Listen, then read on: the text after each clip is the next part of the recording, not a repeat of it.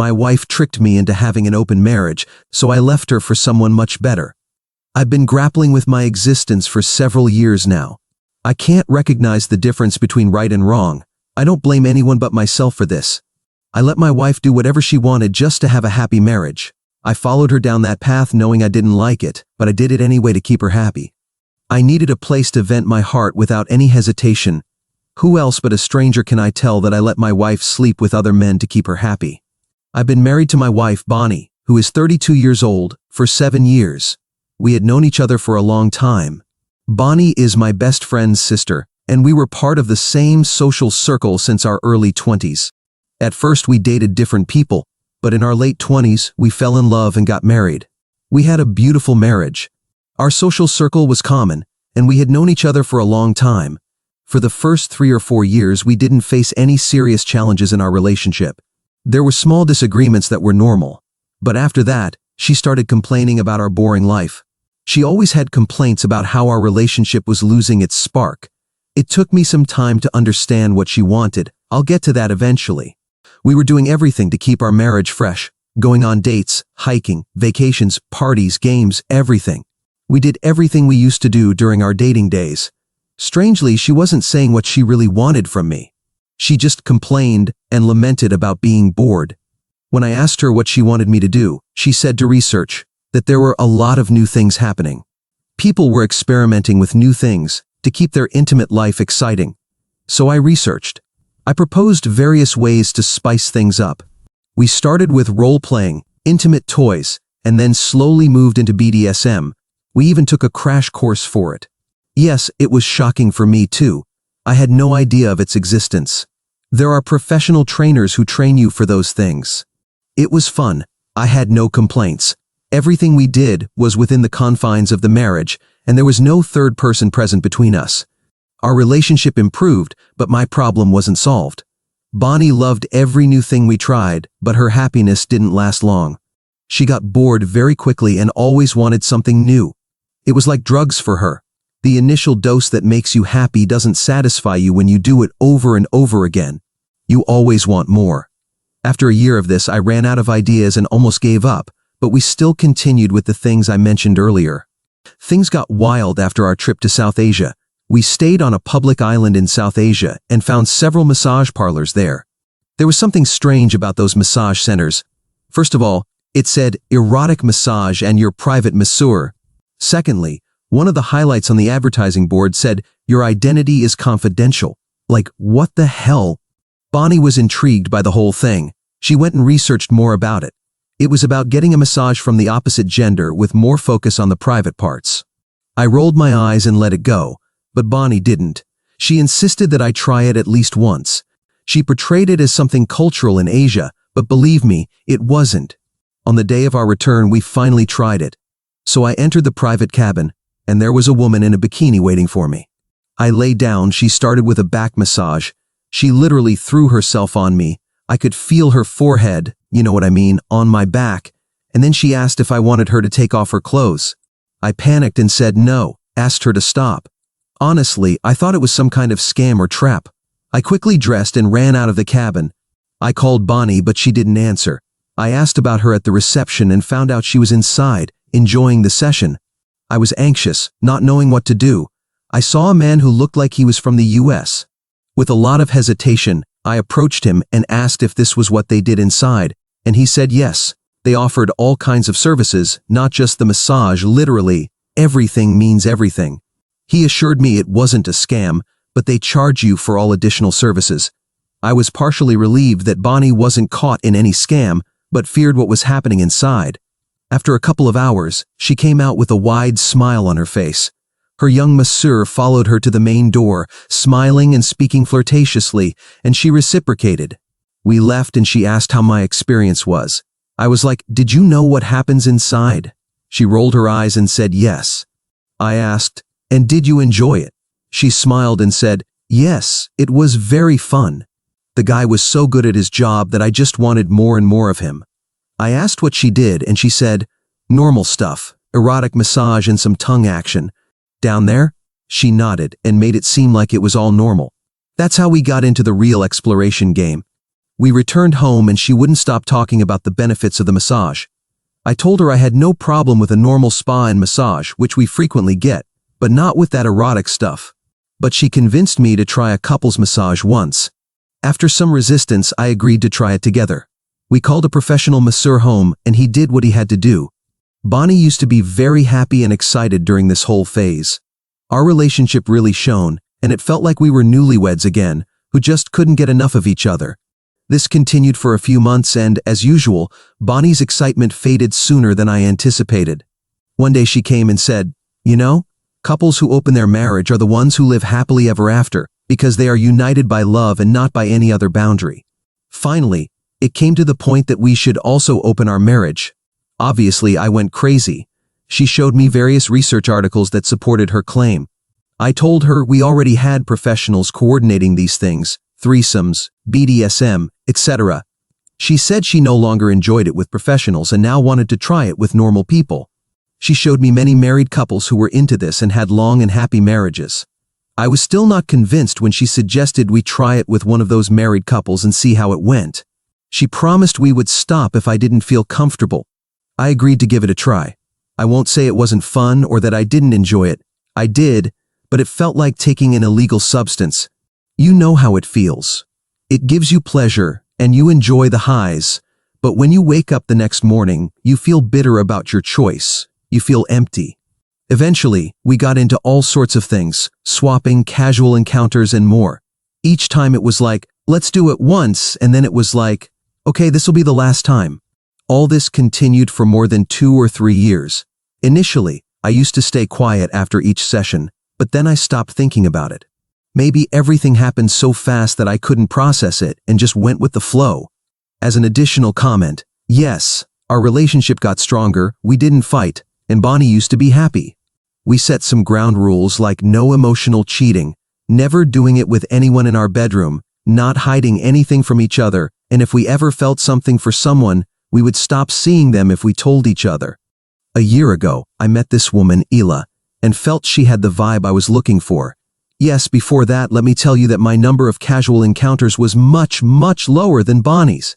Women, in general, have an easier way of finding men. Bonnie created a dating profile for me, but my problem was that I was looking for people with similar mindsets, but the people on that platform wanted action, not vibes. So after a while, I stopped trying aggressively. Going back to Ela, I met her at work. She had recently had a breakup and was single at that time. She was a contractor hired to assist me on a short-term project for a year. We connected through work and eventually, I told her about my marital status. She was surprised that Bonnie and I were so open-minded. She and I started meeting outside of work hours and yes, we began a physical relationship. But the problem was that I was becoming emotionally attached to her. Not just in bed, I wanted to see her outside. I stopped chatting with other women, and even when some approached me, I avoided them. My relationship with Bonnie was not going well. Although we lived in the same house, we had our own worlds. Yes, we were there for each other when we needed our better half, but love was slowly escaping. Before meeting Ela, there were times I wanted out of this. I even discussed with Bonnie that we had enough of all this and should go back to a monogamous relationship, but she was not ready yet. She said it was okay but not now, that we were still young and hadn't explored enough. Then I met Ela, and I stopped complaining to Bonnie. After a few months I realized I was taking Ela seriously, which meant I was emotionally cheating on Bonnie. So I confronted Bonnie and told her everything. She went crazy. She said it was indeed cheating, and I should stop seeing her immediately. I tried to resist, but she gave me a choice, Ela or her. I chose my marriage and gradually distanced myself from Ela. Ela understood my coldness, and by then, her contract was about to end, and she left the office. I felt lonely again. More than lonely, I had anger and frustration towards Bonnie. This was not the life I wanted. A week ago, I was sitting in the living room, and Bonnie was in the shower. Her phone was vibrating. Out of curiosity, I peeked. We never checked each other's phones. I mean, we knew what we were both doing. What was the point? There were incoming messages from someone saved as future.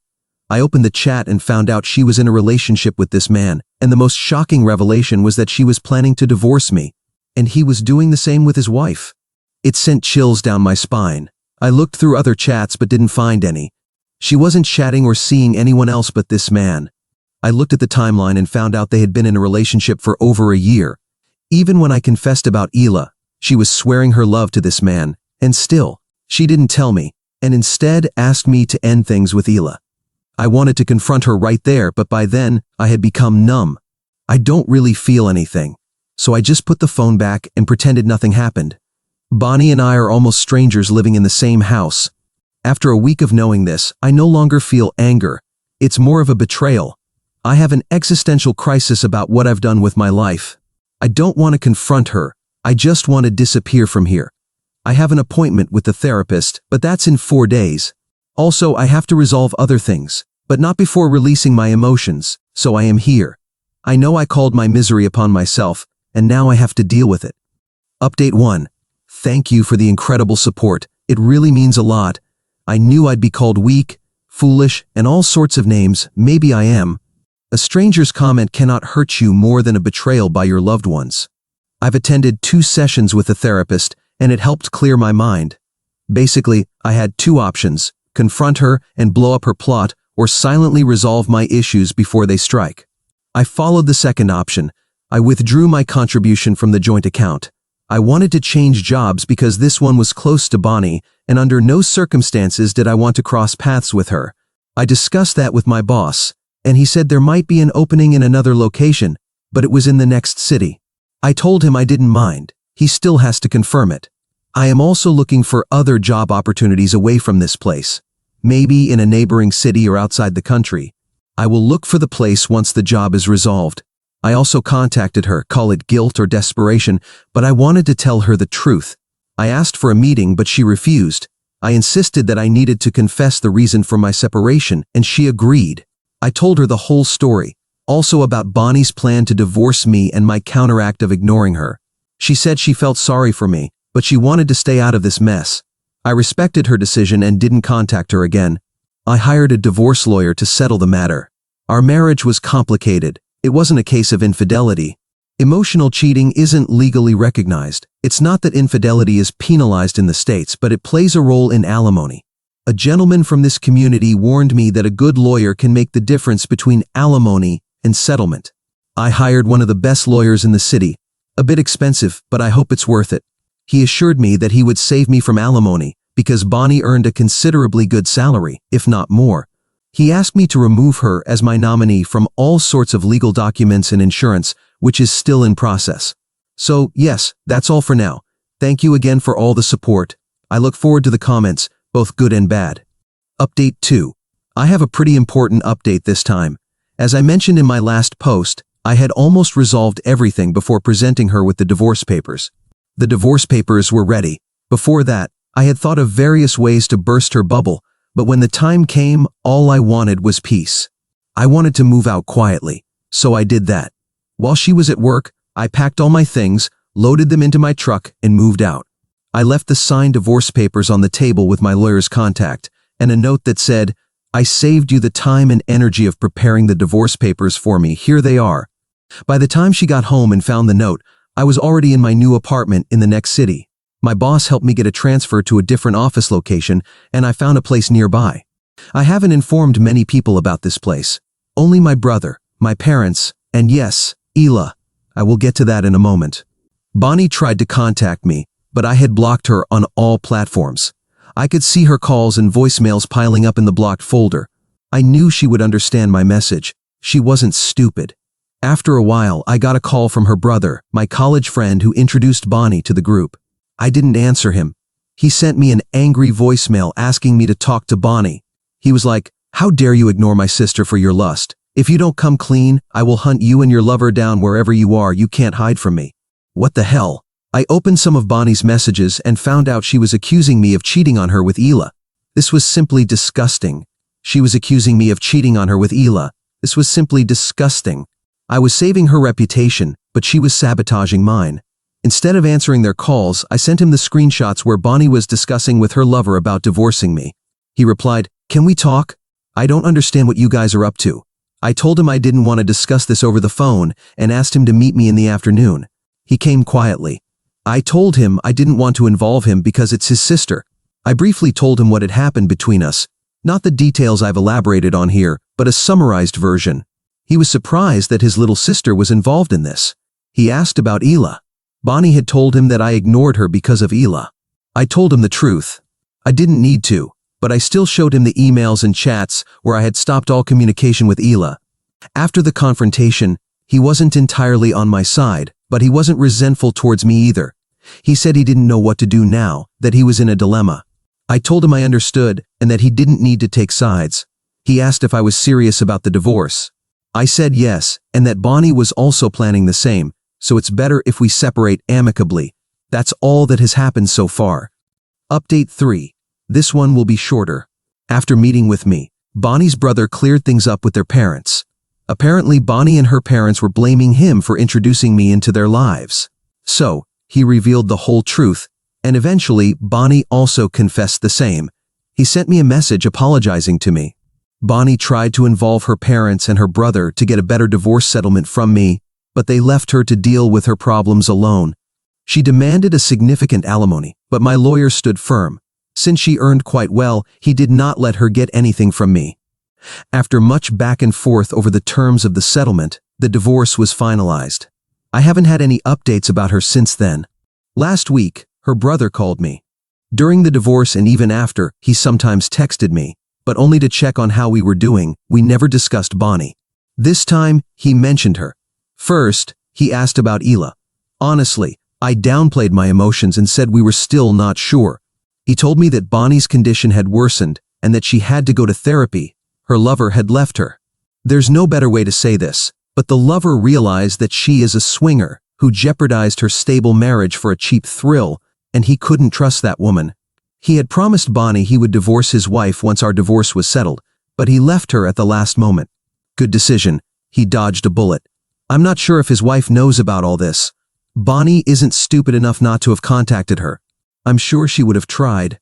She would have tried by all means to ruin her lover's life after he betrayed her, but I know nothing about that, nor did I ask her brother. As for me, I've settled quite well in this new city. I upgraded my car. I've set up the house. It's not luxurious, but it's a cozy place that matches my taste. Ah yes, I forgot to give details about Ela in the last update. So yes, we are together now. After our last meeting where she wanted to stay out of it, I didn't contact her. But sometimes she would text me to ask how I was doing. Gradually, we started talking regularly, and I kept her updated on my divorce and things like that. We are not officially a couple yet, but I find her very mature and understanding, the kind of person I'm attracted to.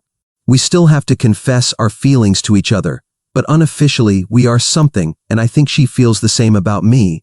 In a subtle way, she had told me that she seeks a monogamous relationship, and that under no circumstances would she tolerate any kind of polygamy. I assured her that I also share those values, and that what I did in the past was for the love of Bonnie and to save my marriage. I know she will need time to trust my words, and I completely understand. I also want to take things slowly. Tomorrow is Ela's birthday, and she wishes to celebrate it with special needs children at the care home, and I will take her there in my car. I have made all the arrangements, and it will be a surprise for her. I'm sure she will love it. She really loves children, and she is also associated with NGOs that work with special needs children. So yes, I'm looking forward to having a good time with her.